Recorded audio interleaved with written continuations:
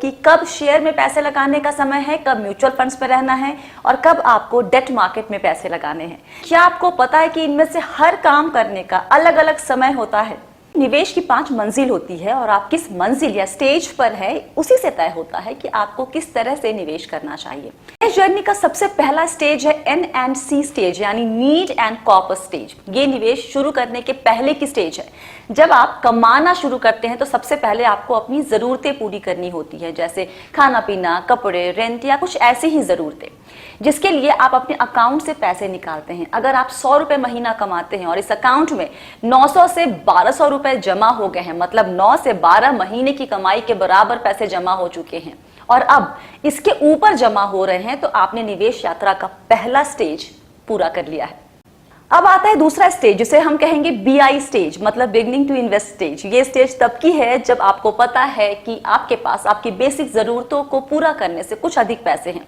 इस स्टेज के निवेशक के लिए सबसे जरूरी ये है कि वो अपने निवेश में पैसे गंवाएं नहीं, भले रिटर्न कब मिले, लेकिन इस स्टेज के निवेशक को सेफ इन्वेस्टमेंट करना चाहिए। हम ऐसा क्यों कह रहे हैं? क्योंकि अगर इस स्टेज पर पैसे गंवा दिए तो आपके मन में इन्वेस्टमेंट को लेकर एक डर बैठ जाएगा और हो सकता है कि निवेश को लेकर आपका अप्रोच इतना कंजर्वेटिव हो जाए कि आप रिस्क लेने के नाम से ही कोसों दूर भाग जाएं। इसमें सरकारी इंस्ट्रूमेंट्स, बैंक FD और कुछ म्यूचुअल फंड्स तक ही सीमित निवेश बेहतर है। सीधे शेयर मार्केट में मत कूदिए।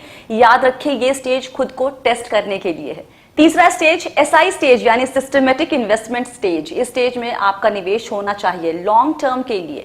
अब आप उस मंजिल पर हैं जहां पर आपके पास पैसे आ रहे हैं, आप कुछ निवेश अपने से कर चुके हैं और अब आपको रेगुलर और प्लान्ड इन्वेस्टमेंट की राह पर चलना शुरू करना है। अब आपको निवेश करना चाहिए PPF, म्यूचुअल फंड्स या कुछ बड़े और जाने माने स्टॉक्स में, यानी लार्ज कैप स्टॉक्स में। चौथे स्टेज यानी स्ट्रेटेजिक इन्वेस्टिंग के लिए आपने अपने निवेश से कुछ शॉर्ट टर्म गोल पूरा कर लिया है और मीडियम टर्म और लॉन्ग टर्म की जरूरतों के लिए निवेश चल रहा है और आपके पास अभी भी सरप्लस पैसे हैं और अब आप इस सरप्लस रकम से एक्स्ट्रा कमाई करना चाहते हैं। लेकिन रुकिए, इस स्टेज पर निवेश का लक्ष्य अपने निवेश को सेव करने या बचाने का होना चाहिए। मतलब कि अगर आपके किसी लॉन्ग टर्म निवेश में कुछ नुकसान हो तो उसकी भरपाई यहां से हो सके। इसके लिए अब आपको निवेश में डाइवर्सिफिकेशन लाने की जरूरत है।